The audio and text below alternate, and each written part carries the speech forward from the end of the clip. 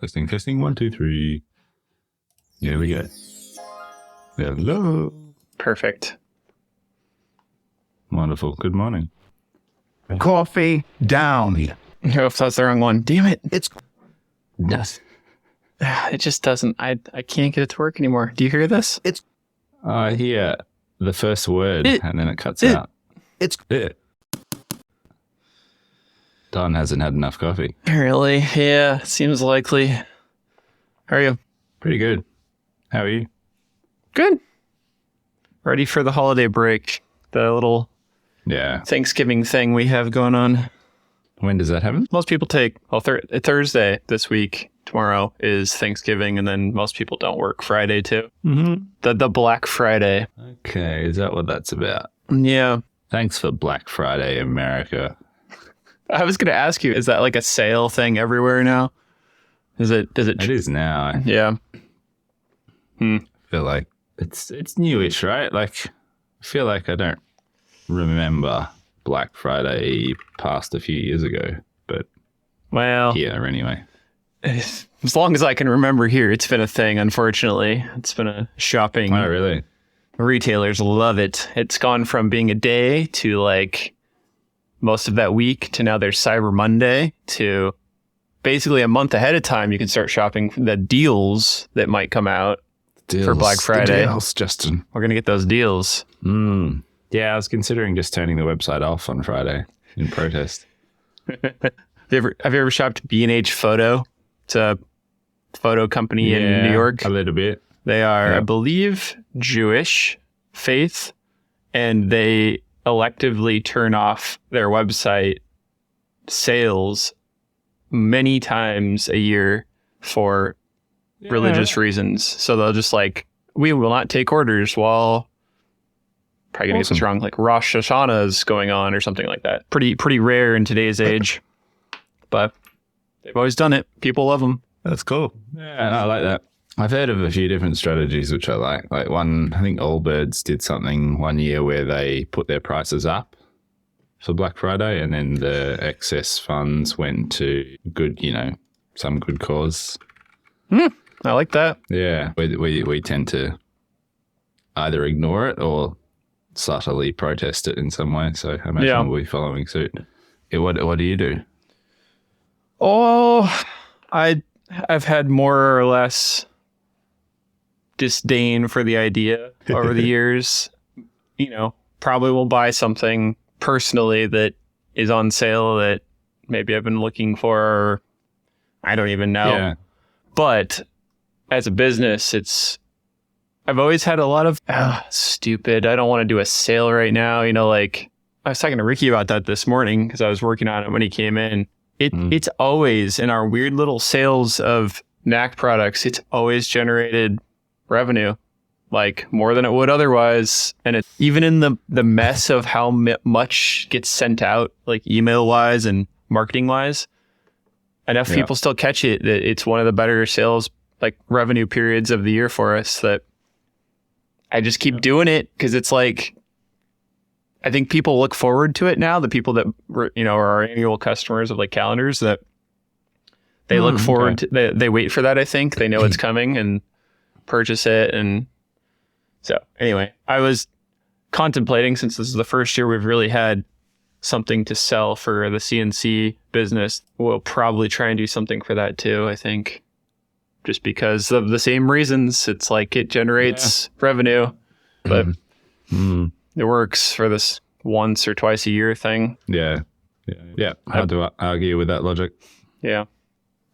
You don't do... Yeah. What's your protests? I'm curious about your protests. I don't know. Yeah, I'm just against the concept of it, I suppose, of, if it results in people buying things they don't need, I feel like that's problematic. But yeah, if it results in people buying things that they do need from good businesses, then what's the harm? Yeah. Yeah, I don't know, man. I'll just carry on, and as my business coach said to me once, people just don't hang yourself by your ethics. That's good. We should clap. Clap, clap, clap.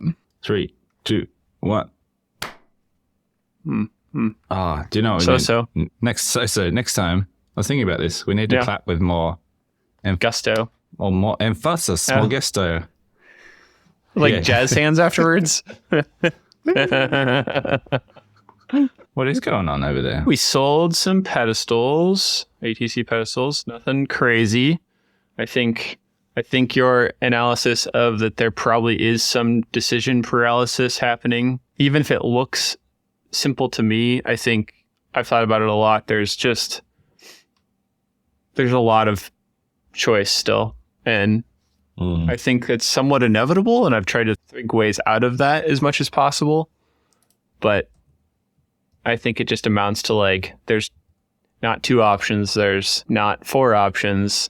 Kind of like if you have one machine, I guess, it narrows it down, like a Shop Saver specifically. We kind of give a suggestion of what you should get. But so, yeah, I think we'll end up doing a lot of consulting on what people, like I have a call with somebody after this about what they should get. And so people like a recommendation. Yeah. Like I think that helps with a recommendation or just a narrowing of options. Like if you could have a filter, which is maybe this is overcomplicating, but if you could like pre-select, I've got this machine, it goes, well, these, give them the A, B, C of like, cool, choose from these 3 sizes and just knock out like 3,000 variables or whatever. Whatever you're up to over 3,000. Jeez. It's only like 90. But you know what I mean? Like sell 2 packs or 3 packs or something. So it's like, cool, I'll get the middle size set because that seems like the... Oh, you gave me a thought. Yeah. You know how you can like link to variants? Yeah. I'm going to do that. We have like the suggestion for Shop Saver users, which are most of our customers, I think, at this point. And they're down on the page farther. And I just realized I should have a link to the variant that they should have. And then I think it'll obviously still allow them to choose options after that, but it'll load the page that way, I think, maybe. I don't know. So then they'll have pre-selected one portion. Defines the starting selection for the variant. The variant hell. Variant hell, yeah. Sound like back to variant hell. Variant hell. It's too cheery. We use that a fair bit. Need like that. We use that a bit where we... It's way too long. Batcave with Justin. I love Batman. All the things going there. Yeah, pretty good. I've been on the tools all week. Just been a guilty pleasure. We've got people away, either sick, miscellaneous, or doing fun things, Johnny's off doing a handmade, like a traditional chair making course this week. Oh. Which I'm very jealous of. Yeah. So he's playing with spoke shaves and hand planes. And so Josh and I have been covering him on the machines, which has been great fun. Yeah. Again, whenever I get that opportunity, it's just I can't wipe the smile off my face. But meanwhile, all the marketing and bigger picture stuff that I'm supposed to be working on just goes down the toilet. But it's been fun. It's been pretty hectic here again because we've been a bit short-staffed. And it's the pointy end of the year, so there's a lot of jobs going out the door. But we're managing. Pointy end of the year is a great phrase. I've never heard that one before. Just stabs you a little bit. Yeah, so the pressure's on. And we're dealing with it okay, I think. We're getting through it. We've got the whiteboard in the lunchroom at the moment. Is like, right, who can work on the weekend? Which hours, days can you do?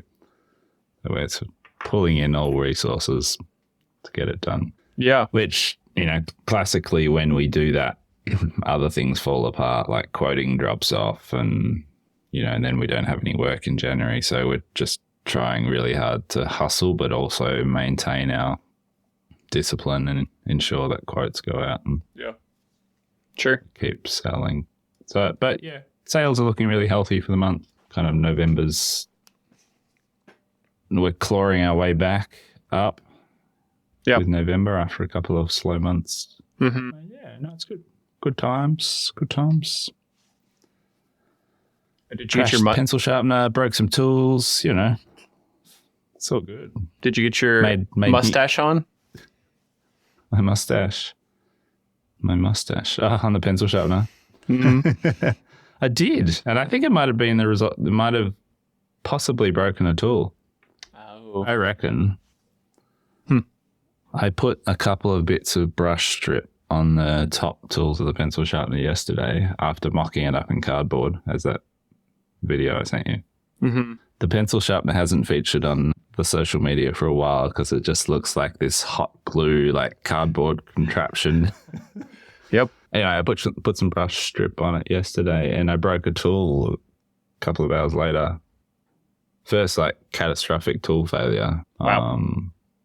I heard something go past me, like, and I think maybe looking at it might have got itself a little bit wrapped up in a brush because the vacuum was kind of pulling the brush towards the tools. I'm not 100% sure. The tool was also getting quite blunt, dull.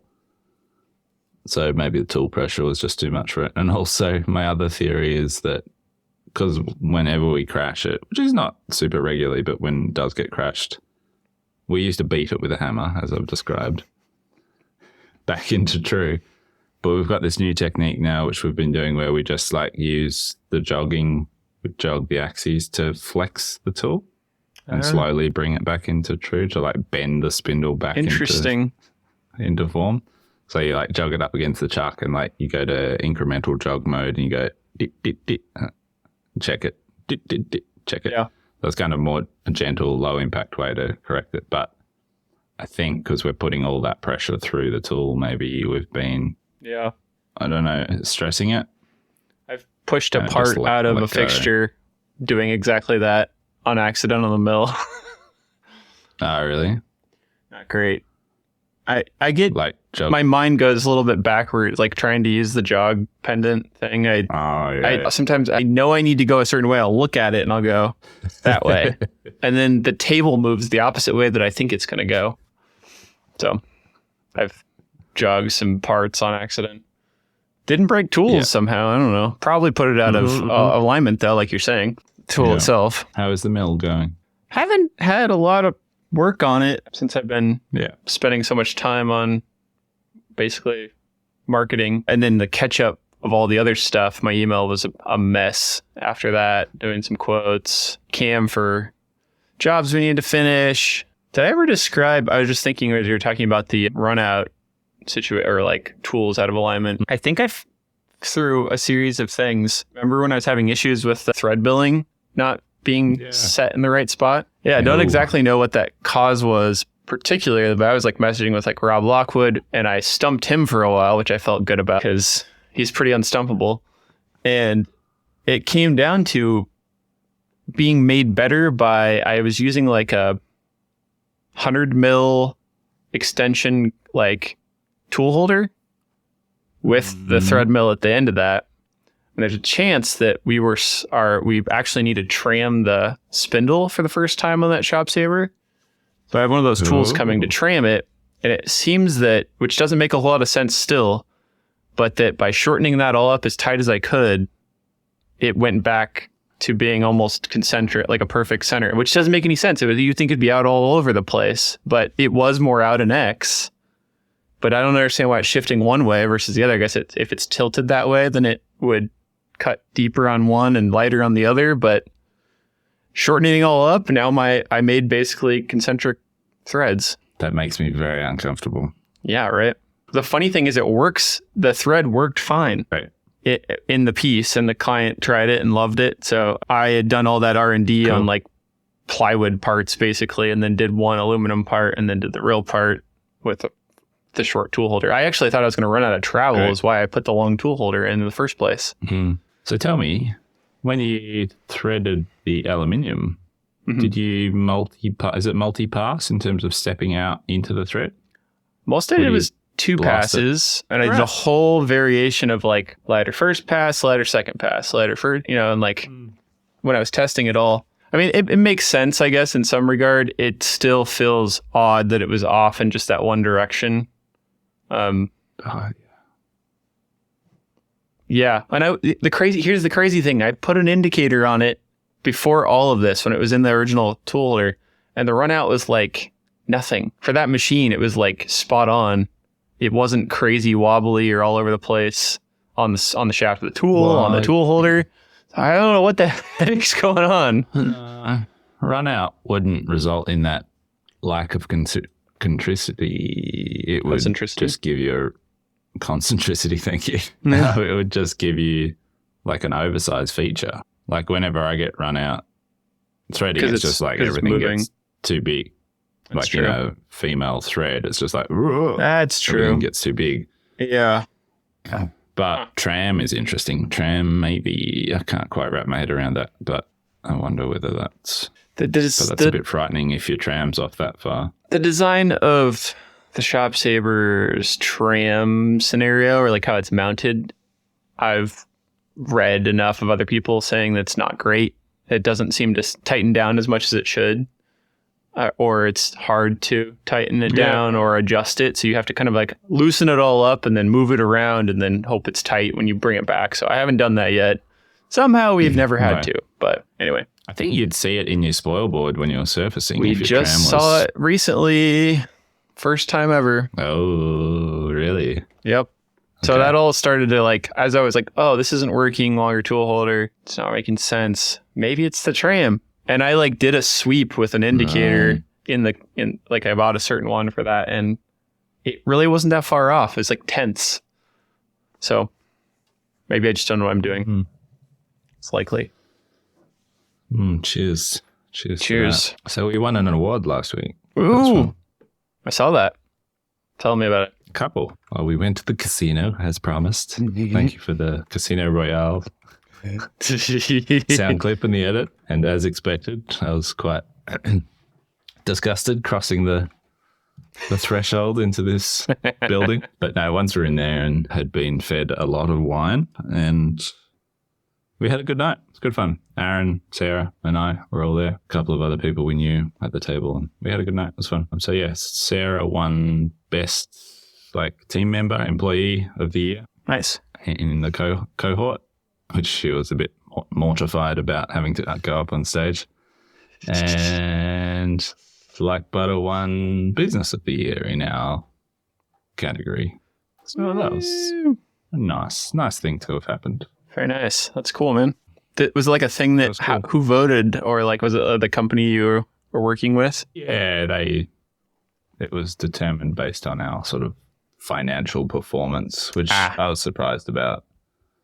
Well, I was like, I don't feel like we're doing that well, but then, apparently we're making progress. So that's exciting. We are making progress. We're on the right track. Yeah. You describing having such a drastic change in the last couple of years, basically, year and a half, it's been interesting because it's like basically as long as I've been talking to you. So it seems like you've always had this success, this version of your business. So it would have been interesting to have started a year before that and seen you go, whoa, we're doing great. Like this big change happened. I guess it was probably more subtle of a change over time, maybe too. Not like all at once. Yeah. No, it's been very subtle, slow, up and down, Yeah. But trending in the right direction. That's cool. Very, very, like, I think I messaged you. It's like, I don't know who you're up against, but I think it seems well-deserved. Thanks. So did your brush strips finally turn up for the baby pants? They are somewhere in the middle of the country on the way to us, supposedly. Oh, okay. Without any warning, I got a email to our fresh desk from an accountant at that company. And they were like, we don't have an email to invoice you. And I was like, well, that's weird. I've been emailing with a salesperson one way who hasn't responded to me in 2 months. So you'd think I'd have an email with you, but I guess that kind of makes sense that they haven't responded forever. Yeah, I don't know. I don't have a full recap on it yet, but I've noted wanting to rehash some of this because the kind of rundown is I ordered this stuff middle of July, custom brush for the dust boots. Mm-hmm. Similar to what we use now. It's a longer length. It's a very small order. I think he made an accommodation potentially, I forget, for what they're used to. I think they're used to thousands and thousands of feet of material. Mm-hmm. Sure. So to do the custom, they've put at the end of that normal product run, and they just like missed it multiple times. Like nobody caught it when they were supposed to be running it. seemingly only my salesperson knew about it, who's the manager of sales. And so, they wouldn't even say anything when they missed it. I would just have to follow up and go, hey, you said it was going to ship by, the first week of August. It's the second week. What's going on? And that didn't get responded to for like 6 weeks. Even though I repeatedly called, emailed, just over and over, nothing. I finally got a response in I think I said October, by calling the main line of this company, and the receptionist answered and apologized at the situation, got me an answer the same day about a date, which then passed again, twice. The sales manager finally got back to me months later and was didn't even say sorry that I remember. He was just so yeah, we're going to get it made. I think he might have said sorry. It was very light. Didn't even bring up that I had been calling him and leaving voicemails. And I think one time he answered and then hung up. It's just an absurd situation. So all of a sudden we just this week got an email, or last week, hey, I need somebody to bill for this. It's shipped. And I was like, what are you talking about? Oh, it shipped. Holy crap. And that person was also very apologetic and I can't believe this has happened. I work in accounting, but if there's a problem again, I'll try and I was like, I can't imagine making another order with your company. This is absurd. I know there's pandemic problems, but you gave me no reason to believe that ahead of time. Sounds like maybe playing devil's advocate a little bit, but it sounds like you're the wrong customer for them. If your order was too small, seemingly, for their systems, when someone agreed to it, the sales manager. It sounds like the sales manager should have said no, and he didn't. Seemingly, and then that resulted in an order that was outside their normal systems, and then just kept on falling off the truck. I can relate to that in the sense of you want to help a customer out and you say yes to a job you probably shouldn't say yes to, and then because it's ill fitted to your systems, that you don't serve them very well because it kind of falls outside of something. Totally believe the same, but to just not respond, or I know, to just continuously just so I've been, like I said to somebody, I said, this has just been embarrassing for me and our customers, and it's, people keep asking when, and I keep having to say, I don't even know, and it's not there's just a plethora of other companies making this stuff. So I'm probably going to look into somebody else, but anyway, it's supposedly on the way, should be here when we're gone this week. So we'll be making some of that next week, hopefully, and hopefully it's right and what we thought it was. So can you clarify for me, because I've never quite understood this? Will this brush, will you have to make a new HDPE part that this brush is fitted into, or it will replace the brush that's in that current removable plate? It could be either. It's taken Ricky some time to get good at installing the brush. I can do it. I'm not great at it. Ricky's got the skills down to get it in there with the glue so it's glued in there. We could absolutely sell brush to people or ship brush to people, but it's just not that simple. And so we'll probably make new plates to send too, because it just kind of comes better as an assembly. Yeah, absolutely. Yeah, we've got a situation that kind of sucks with the Shop Saver folk that, we had pitched it as you can tool change without removing it on this rack that smashed the brush, because that was kind of the precedent with how Shop Saver's original version was. And we had used that for years, and it got a little fuzzy and smashed in the edges, but still, let's be honest, it never really worked very well. So maybe that was part of the misunderstanding on my part, was that once our brush got a little smashed, didn't bounce back well, and that really changed the performance after it was smashed in that area. And so rightfully so, those people have been, frustrated. And so I've just been trying everything I can to think of ways to solve that. The pedestals being the top one. We have a couple other thoughts about how we could potentially make other brushes that have solutions for that. But yeah, that's been really stressful, trying to figure out how to never have been intending to make a false claim about how you could use the product, but it didn't perform as expected that had that situation. Sucks. Baby pants. Look, I love it. Fanboy over here, having been on the machines again this week, it just struck me on numerous occasions how good it is because we don't have crashes anymore. Like, it has saved so many jobs where we used to have like a little part between parts, like lift up and like just crash into our metal dust hood. Yeah, that's wild. I can't imagine that. Running that sort of steel dust hood like very close to the surface of the material. So any little part that would jump up, being sucked up by vacuum, very easy to result in a crash. Sometimes you don't even notice, and then like it's drilled a full sheet of holes, and then all the cutouts are in slightly the wrong position. Painful.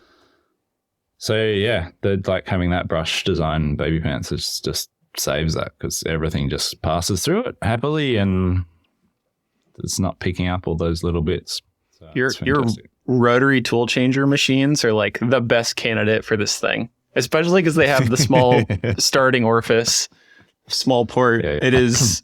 We've had a handful of others, like I said, from your influence of showing it. I think that from Australia specifically, and other AXYZ machines. Actually, I haven't really found a way to like communicate with them yet, but I've had a couple people order them. One in the UK. And that rotary changer thing with the arm that goes up and down is like my favorite. I love that thing because it doesn't affect the dust boot at all. Yeah, it's perfect. Yeah.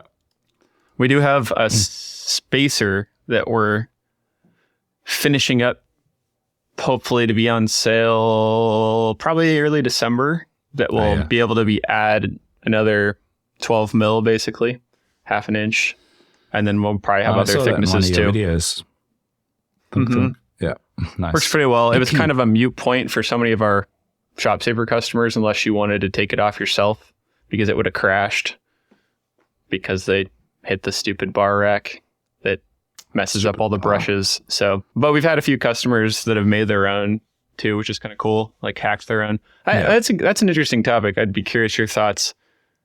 Would you provide CAD files, 2D files, 3D files of the dust boot layout so that people could make their own parts? Or would you withhold that or keep it for yourself to be making those accessories, or both?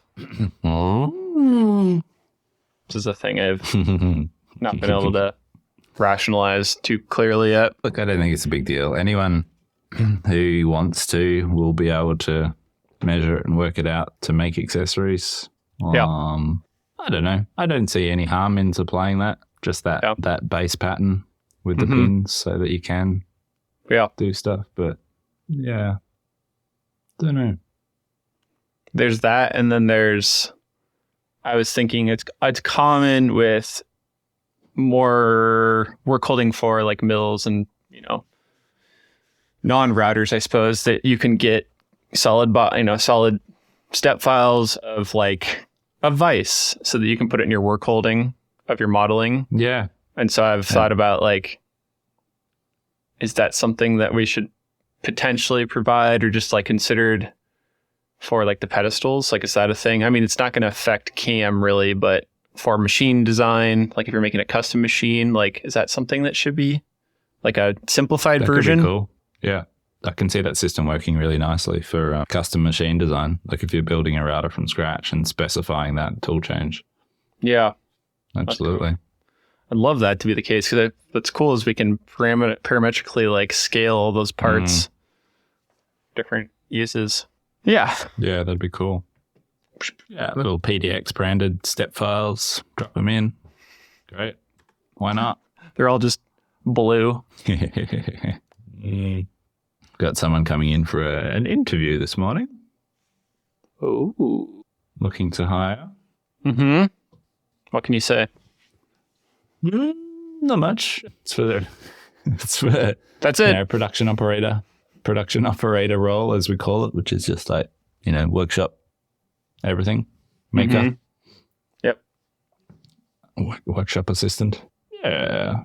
Cool. We haven't advertised yet, but we have been putting that form on the website. It's been really useful. We've had a whole bunch of people fill it out. Did you It's just been advertise really that at nice all? to just- I don't think so. No.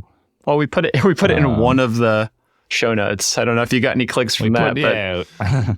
We chatted about it here. No, I think there have been clicks from that. No, we haven't put out any ads yet, but we've been doing that and just sort of qualifying people as they come in through the form and having a chat and kind of recruiting.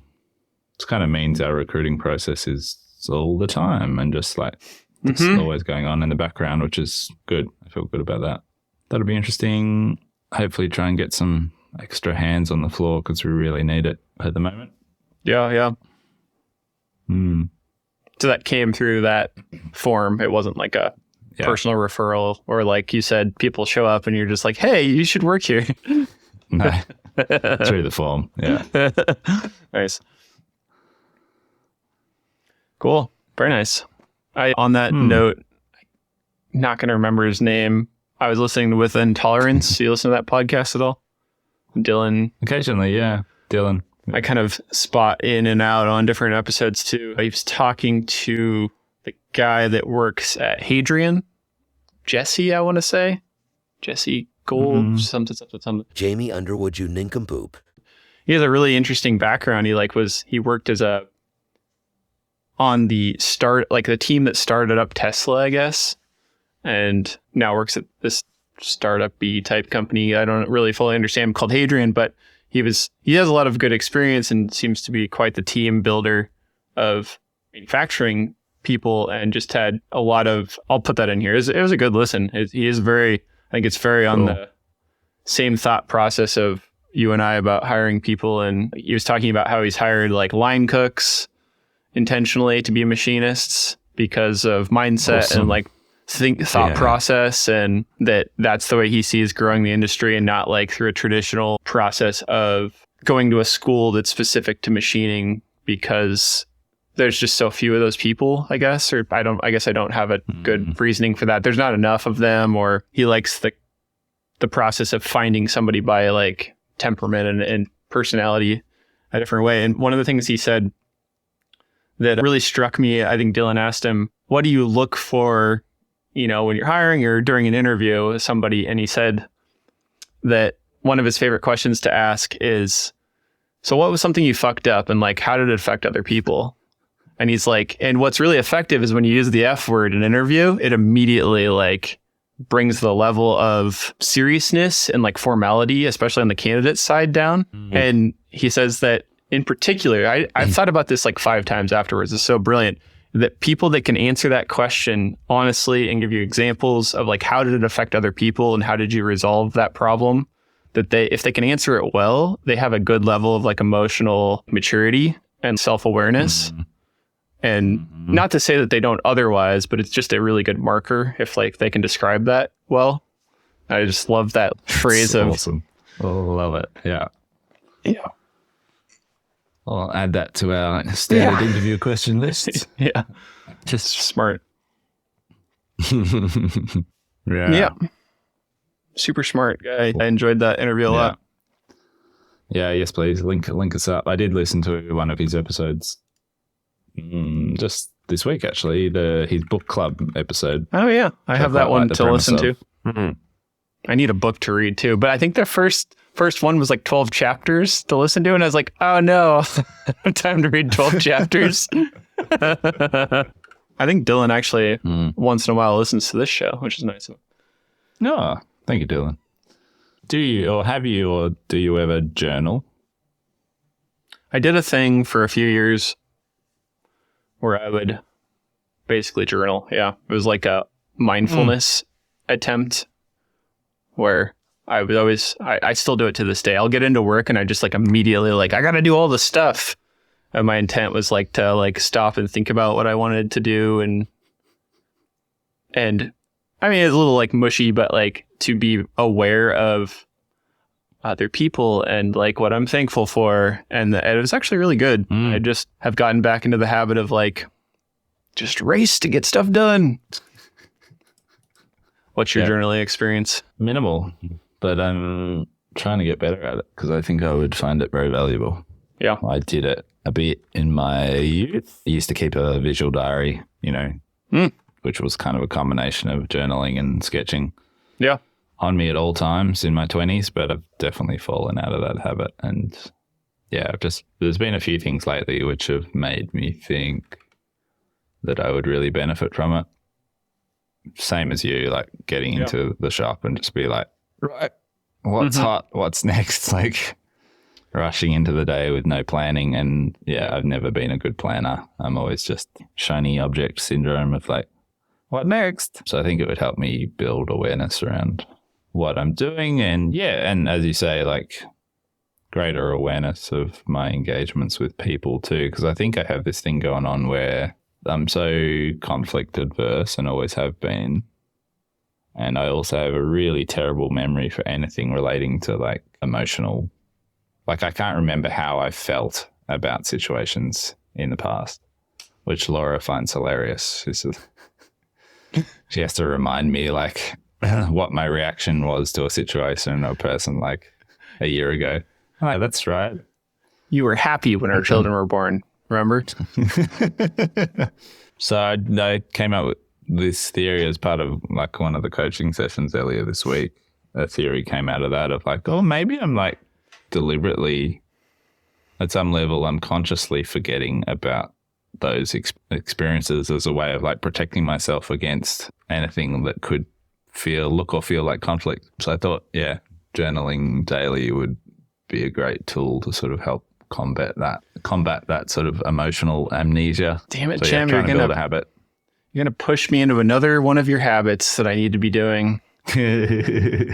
Making me think that. Yeah. It was always really good for me, and I got out of that habit, and now I'm like, I should be doing that again. What was I going to say? I've been using the medication function on my Apple Watch to remind me to do it. It's like, go and take your pills. Medicine time. The synthesis, I'll see if I have a version of this that's shareable if anybody's interested. But it was really helpful for me. It's probably what I'll go back to is I kind of combined a few things I had been reading about. It was like a hot thing basically a decade ago, maybe 8 years ago, to do some mindfulness practice, which is kind of like meditation. But for me, I never really could get into like the sitting and meditating thing. And where I did good thinking and helped process things was to leave it open-ended, but it always kind of started as this 15-minute timer on my phone of like not touching the phone, not being distracted by other devices, either writing or sketching. And I called it BTWS, which is Be Thankful, Write, or Sketch. And I always had to write down 3 things that I was thankful for, which just sounds really, I realize to this audience probably is like, what are you talking about, Justin? Stop. But to be frank about it, it started to change the way I thought throughout the day. It affected me positively in a way that made me more positive. Like I can say that genuinely, like it was effective, made me communicate differently with people around me. So it was really good. And, you know, I'm explaining it now again, thinking like, what the hell am I doing? How can you walk away from something that was so effective? You know, all the ideas that come from processing either your fears or the whole point was like, it's almost like getting over the white page syndrome, right? Like the blank page syndrome of, oh, it's too hard to write for 15 minutes. It's like, just start, make a list. That was always my one thing was make a list of all the things I'm thinking about. And then eventually I'd start to like write about the things in more detail. And usually afterwards, I always felt better. Awesome. Anyway, sounds like a great that's my thing to version. do. It reminds me of when Grimsmo was talking about doing 75 hard. Yeah. And I think there was some exercise. I don't know if it was part of that or around the same time where he was trying to like go to sleep thinking about like what he was grateful for. Interesting. So I might have missed that part. At the end of every day where he'd like try and list 3 things or something that he was grateful for that day, which I've tried to do that once. It's quite challenging, but like anything, I think if you can build a habit around these things, they can become very effective. BTWS. Yeah, it's really interesting. I remember thinking and feeling unoriginal, and I think maybe this is, you probably relate to this, like in being thankful, all I could think of was the same things sometimes. You know, like my wife, my health, my this time to work on these things. And it was like, eventually I was just like, honestly, it's like, it was fine. And it helped me move on from like the like constant being concerned. And maybe that was just like juvenile designer syndrome or something where, I always felt like I had to do something, ostentatious and like better than everything else. And I was like, wait, this is for me. Who the hell cares? Like, if I'm thankful for that thing, like, why am I judging myself about that? Like, this is ridiculous. Yeah. Got a good selection of show titles. Juvenile designer. Still affecting me today. Does juvenile designer syndrome affect your daily mood? Ask your doctor about shutting the hell up. I have a weird one that I think is probably more well known to the true machinist heads out there. I've heard of this thing where if you buy a face mill, you usually buy the face mill, the inserts, the thing that the tool holder, basically, it all goes together. Spend a bunch of money. Uh-huh. And there's supposedly this like secret menu order where you can say, hey, is there a deal on these face mills if I buy some inserts? And apparently this is well known, especially these Mitsubishi ASX that everybody loves, that it seems so good. If you say this to like your tool vendor, they'll go, yeah, here it is.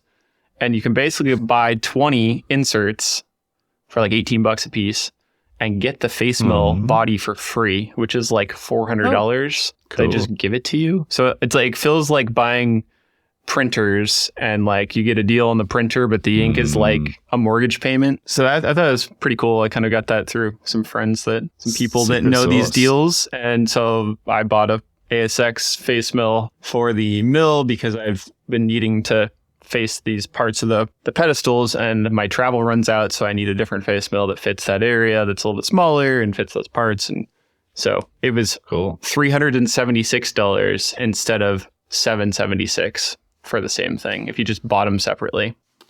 Yeah, pretty sweet deal. Yeah, excellent. I've always loved the look of face mills. They're very aggressive looking. Very attractive. Yeah, they I are. only used one once on it was CNC, but like a converted Bridgeport CNC, like fully exposed. Yeah. Knee mill that a friend used to keep in our workshop, and I faced some acetal once on it, and it's just like rained with static, huge chips of acetal. Good times. That sounds a little erotic to me. I love using the face mill I have. It's like almost 2.5 inches from Meritool, which is nice. It's a great tool, but it's just too big for how big the bases are. The pedestals, it runs out of travel before it gets off the part, and it's a disaster. Like finish wise, this should work fine. Should speed it up drastically. I've been using this stupid, I told you about it, I think, the fly cutter that only has one insert. Oh yeah. And it goes 6 inches a minute to get across those parts. It's very slow, and the finish I haven't really dialed. It's kind of crappy. I'm excited about this thing. that is very slow. So slow. Awesome. Good. All right. Cool, man. We have a secret show upcoming. We're planning a do. recording date. So that should come out monthly if you are a Patreon member. So get on that. And we haven't figured out exactly how it comes out yet, but you'll probably get an email through Patreon, I think. And then you'll get a separate RSS secret link feed for yourself that'll go on your podcast catcher soon. Yeah, I'm looking soon. forward to recording that. That'll be fun. Yes. All the juicy details. Hey. Tell you all the secrets. Secrets. Excellent. Well, I'm going to go try and not get stuck on a CNC machine. You running the rest of the week still on tools? No, I'm going to try and get off the tools today. Ah. Other things I need to attend to, but we'll see. See how it goes. Yeah. Nice. Well, you just start them and then run away. Like, go do something else while they're running, right? Bring your laptop out, work right next to it. I have been doing that. That's been nice to get out on the floor. Yeah. It's always hard to like switch back and forth, though. You don't really get that much thought process into the other thing. Not when the pencil sharpener's behind me crashing. Shooting thread mills at you. All right. Well, Cool, man. Well, have a good week. Have a good day. Yeah, you too. Bye. Bye.